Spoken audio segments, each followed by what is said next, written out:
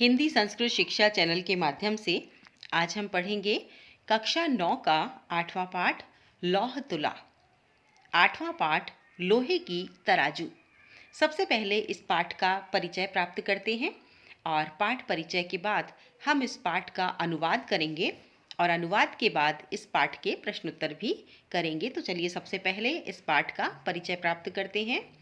अयं पाठः विष्णु शर्मा विरचितं पंचतंत्रम् इति कथाग्रन्थस्य मित्रभेद नामक तंत्रस्य संपादितः अंशः अस्ति। अयं पाठ, यह पाठ विष्णु शर्मा विरचित यानी विष्णु शर्मा द्वारा रचित पंचतंत्र नाम के कथा ग्रंथ से मित्रभेद नामक तंत्र से संपादित करके ये अंश लिया गया है। मित्रभेद नामक तंत्र के संपादित अंश है। अस्याम कथायाम, इस कथा में एकः जीर्णधन नामकः वणिक, एक जीर्णधन नाम का व्यापारी विदेशात व्यापारम कृत्वा, विदेश से व्यापार करके प्रत्यावर्त्य वापस आकर संरक्षित न्यास रूपेण प्रदत्ताम यानी किसी को धरोहर के रूप में दी हुई तुलाम धनिकाम धनिकात याचते, किसी को धरोहर के रूप में दी हुई तुला यानी तराजू धनिक से यानी सेठ से मांगता है। परंच किंतु स धनिक, वह सेठ वदति कहता है, यत अस्य तुला, यत तस्य तुला कि उसकी तुला उसकी तराजू तू निश्चित रूप से मूषकै भक्षिता, चूहों ने खा ली है। यानी जब वह धनिक से अपनी तुला मांगता है तो धनिक कहता है कि तुम्हारी तुला तो चूहों ने खा ली है। ततः स वणिक धनिकस्य पुत्रम स्नानार्थम नदीम प्रति नयति, तब वह उस सेठ के पुत्र को नहाने के लिए नदी पर ले जाता है। तम तत्र नीत्वा च स एकस्याम गुहायाम निलीयते, वहाँ ले जाकर वह उसे एक गुफा के अंदर रख देता है।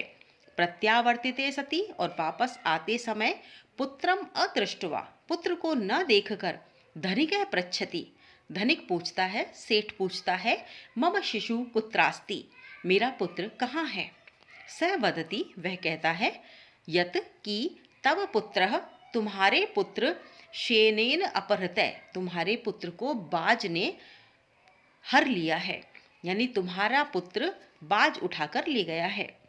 तदा उभौ विवदन्तौ, तब दोनों विवाद करते हुए आपस में झगड़ा करते हुए न्यायालयं प्रति गतौ, न्यायालय की ओर जाते हैं। यत्र न्यायाधिकारिणः न्यायं कृतवन्तः, जहाँ पर न्यायाधिकारी यानी जज न्याय करता है। अब ये पाठ है, हम इसका संस्कृत से हिंदी अनुवाद करेंगे।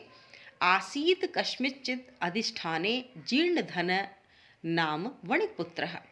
आसीत था, कस्मिंश्चित् किसी, अधिष्ठाने स्थान पर, जीर्णधनो नाम वणिक पुत्र, जीर्णधन नाम का व्यापारी का पुत्र।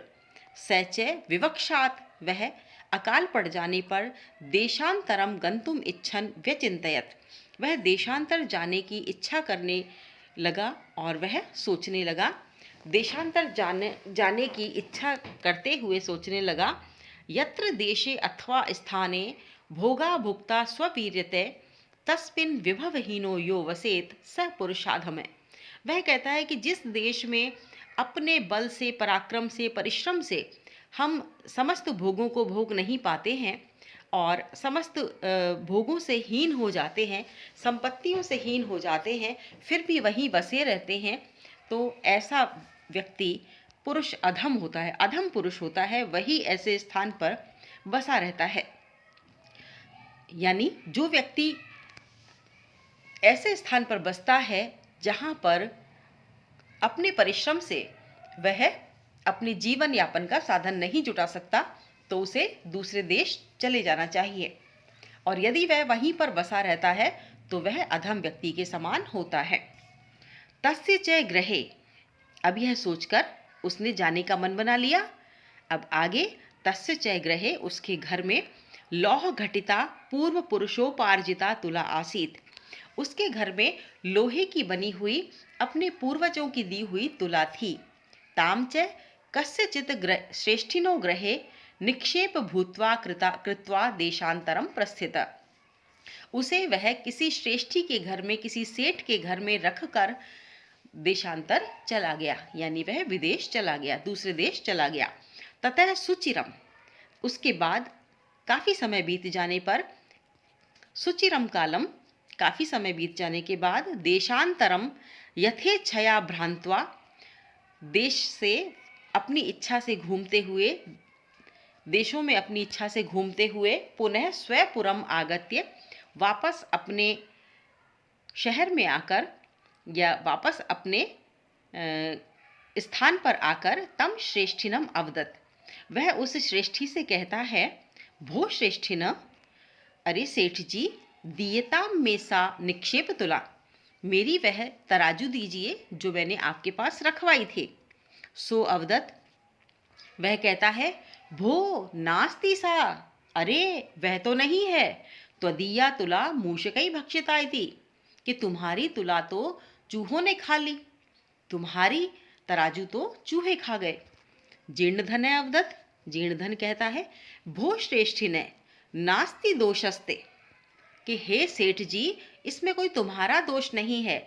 यदि मूषकै भक्षिता, अगर चूहों ने खा ली है तो इसमें तुम्हारा दोष नहीं है। वह मन ही मन, जीर्ण धन मन ही मन सेठ की भावना को समझ रहा था कि सेठ अब तराजू देना नहीं चाहता है, इसलिए उसने इस तरह की बात की है। किंतु अब उसके पास कोई उपाय भी नहीं था, तो उसने इस बात को स्वीकार करते हुए कहा कि हाँ सेठ जी, इसमें आपका कोई दोष नहीं है अगर मेरी तुला चूहों ने खा ली है। ईदृश एव अयम संसार है, यह संसार ही ऐसा है, न कश्चित अत्र शाश्वतम अस्ति, यहाँ तो कुछ भी शाश्वत नहीं है, यानी कि यहाँ कुछ भी सदा रहने वाला नहीं है। परम अहम नद्याम स्नानार्थम गमिष्यामि, किंतु अब मैं नदी पर नहाने के लिए जाऊंगा। तत् त्वम आत्मीयम एनम शिशुम, तब तुम्हारे इस आत्मीय, इस शिशु को, इस पुत्र को धन देव नामानम मया सह स्नानोपकरणम हस्तम प्रेषय। तो तुम आत्मीय इस शिशु को, शिशु धनदेव को, यानी जो सेठ का पुत्र था उसका नाम था धनदेव, तो वह कहते हैं कि तुम अपने आत्मीय इस धनदेव पुत्र को मेरे साथ स्नान उपकरण आदि लेकर भेज दो, हाथ में नहाने का साधन इत्यादि लेकर भेज दो। स श्रेष्ठी स्वपुत्रम अवदत, वह श्रेष्ठी अपने पुत्र से कहता है, वत्स बेटा, पितृव्यो अयम तब, ये तुम्हारे पिता के समान है। स्नानार्थम यास्यति, नहाने के लिए जा रहे हैं, तद एनम सह गच्छ इति, तब तुम भी इनके साथ चले जाओ। अथासौ श्रेष्ठी पुत्र, इस प्रकार श्रेष्ठी का पुत्र, सेठ का पुत्र धनदेव स्नानोपकरणम आदाय प्रहष्ट मना, तब सेठ का पुत्र धनदेव स्नान करने के उपकरण लेकर, यानी स्नान करने के उपकरण, बाल्टी, लोटा, साबुन इत्यादि, तौलिया इत्यादि लेकर, प्रहष्ट मना, बहुत ही प्रसन्न मन से, तेन अभ्यागतेन सह प्रस्थित, वह उस आगंतुक के साथ चल दिया।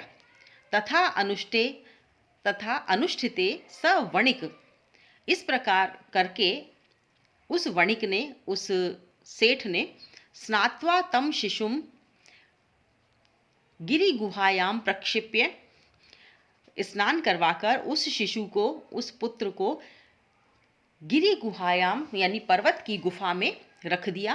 तद द्वारम बृहत शिलया आच्छाद्य, उसकी दरवाजे को एक बड़ी शिला से, एक बड़ी चट्टान से ढक दिया।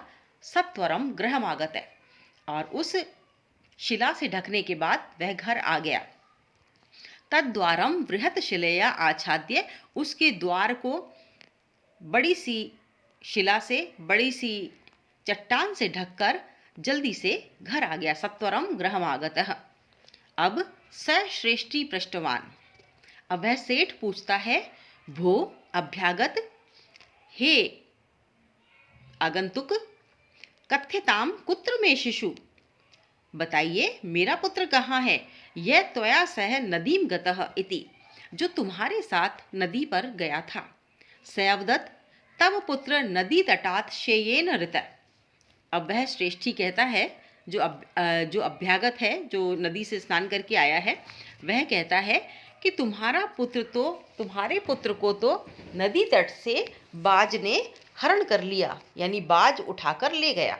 श्रेष्ठी अवदत् सेठ कहता है, मिथ्यावादिन, अरे झूठे, किम क्वचित शेनो बालम हर्तुम शक्नोति, क्या कोई बाज बच्चे को उठाकर ले जा सकता है, ले जा सकने में समर्थ हो सकता है।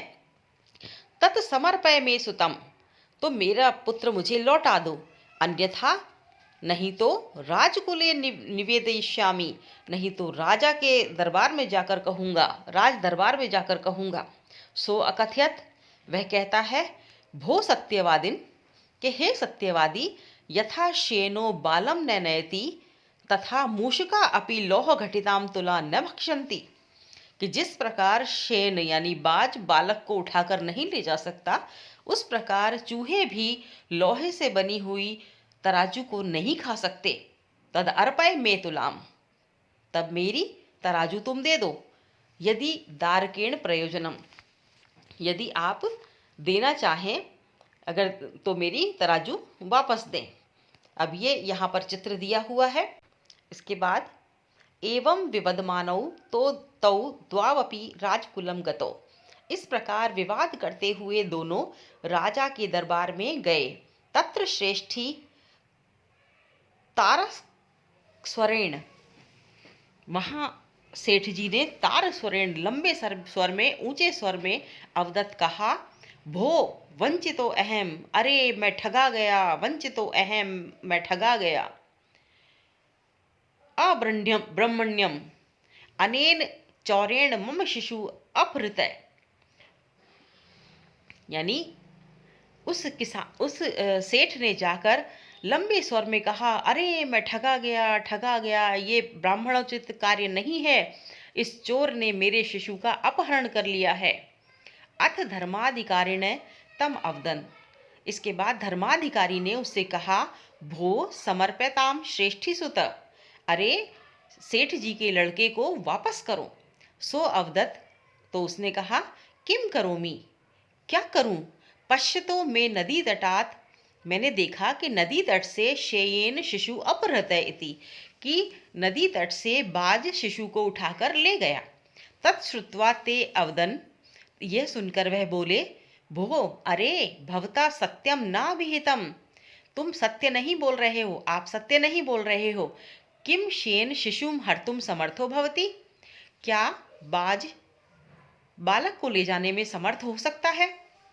सो अवदत्त, तब वह कहता है, भो श्रूयताम मद वचः, अरे सुनो, मेरे वचन सुनो। तुलाम लोह सहस्रस्य यत्र खादन्ति मूषका, राजन तत्र हरित शेनो बालकम नात्र संशय, कि लोहे की तुला जब मूषक खा सकते हैं, चूहे खा जाते हैं, तो फिर राजा जी महाराज बालक को बाज उठाकर ले गया, इसमें कोई संशय वाली बात नहीं हो सकती। अर्थात जब लोहे की तुला चूहे खा सकते हैं, तो बालक को बाज भी उठाकर ले जा सकता है। अब ते अपृच्छन, उन सब ने पूछा, कथमेतत्, ऐसा कैसे हुआ। ततः से श्रेष्ठी सभ्य नाम अग्रे आदितः सर्वं वृत्तांतम न्यवेदयत्, तब उस श्रेष्ठी ने, उस सेठ ने सभागार में सभी के सामने आदितः प्रारंभ से सभी वृत्तांत, सारी कहानी न्यवेदयत् कह सुनाई। ततः न्यायाधिकरण विहस्य, तब न्यायाधिकारी ने हंसकर तो द्वावपुई संबोध्य, उन दोनों को संबोधित करके तुला शिशु प्रदानेन तोषितवंत, और तुला और शिशु को देकर दोनों को प्रसन्न कर दिया, संतुष्ट कर दिया। अर्थात तब जज के ये बात समझ में आ गई कि इसने श्रेष्ठी की तुला रख ली, तो श्रेष्ठी ने इसके पुत्र का हरण कर लिया। तब न्यायाधिकारी ने यानी जज ने दोनों को आपस में एक दूसरे की वस्तु दिलवा दी। अब हम पढ़ेंगे इस पाठ के शब्दार्थ। अधिष्ठाने का अर्थ है स्थाने, स्थान पर। विवक्षयात धन अभावात, धन के अभाव के कारण, स्ववीर्यते, स्व पराक्रमेण, अपने पराक्रम से, लौह घटिता तुला, लौह निर्मिता तुला, इसका मतलब लोहे से बनी हुई तराजू, निक्षेप न्यासः मानी धरोहर, भ्रांत्वा भ्रमण कर कृत्वा, देशाटनम कृत्वा यानी पर्यटन करके घूमता हुआ, त्वदीया तव, भवदीया यानी तुम्हारी, ईदृश एतादृश ऐसा ही, एनम, एनम का अर्थ है इसे, एतत् शब्द है ये पुल्लिंग द्विवचन। इसके बाद शब्द है आत्मीयम, आत्म संबंधी यानी अपना।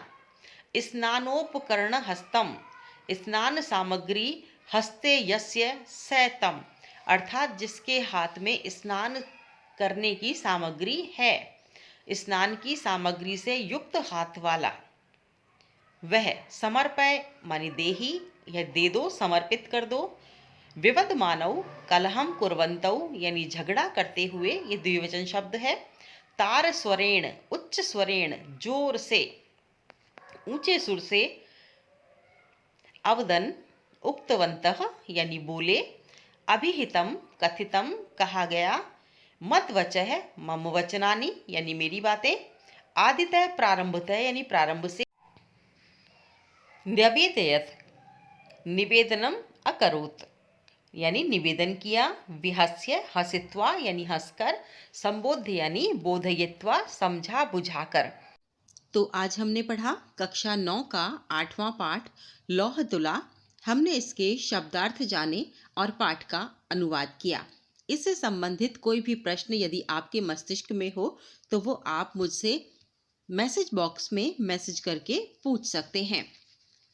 अगले वीडियो में हम इस पाठ के प्रश्नोत्तर करेंगे और इसके साथ जुड़े हुए योग्यता विस्तार के बारे में भी जानेंगे और पंचतंत्र की जो ये कहानी है इसके लेखक विष्णु शर्मा के बारे में भी जानकारी प्राप्त करेंगे और इस पाठ का सार भी हम अपने शब्दों में लिखेंगे।